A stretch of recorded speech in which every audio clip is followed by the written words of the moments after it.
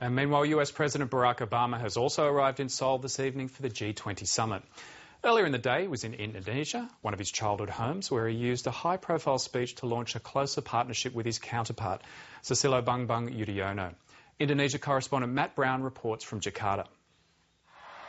Before the world's largest Muslim community, Barack Obama continued to reach out. We also know that relations between the United States and Muslim communities have frayed over many years. As president, I've made it a priority to begin to repair these relations. However, this speech was not as ambitious or far-reaching as Mr. Obama's dramatic Cairo address last year.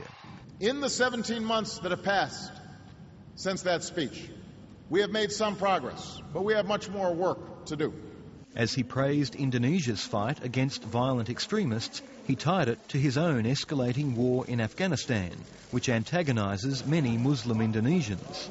Innocent civilians in America, in Indonesia, and across the world are still targeted by violent extremism. I've made it clear that America is not and never will be at war with Islam. Instead, all of us must work together to defeat al-Qaeda and its affiliates.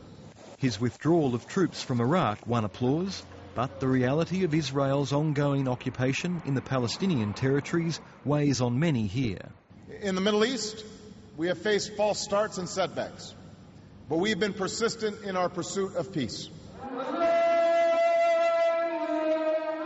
At Jakarta's Istiqlal Mosque earlier, Mr. Obama found a friend in the Imam, Ali Mustafa Yaqub.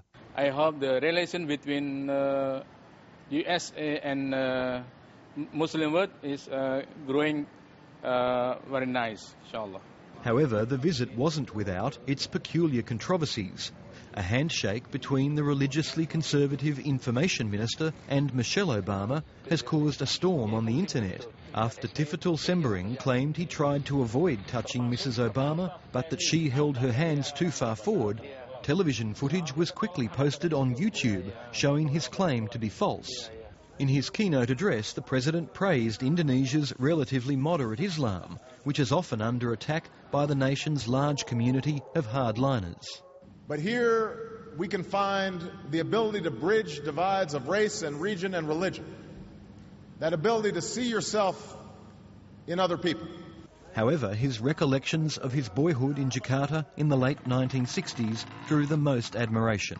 And I learned to love Indonesia while flying kites and running along the paddy fields and catching dragonflies, buying sate and bakso from the street vendors. Mount Merapi in central Java continued spewing scalding ash clouds today, and Mr. Obama cut short his trip. Barack Obama won friends here with his recollections of the simple life in Jakarta. But now he turns his attention back to the much bigger picture and the G20 meeting in Seoul. Matt Brown, Lateline.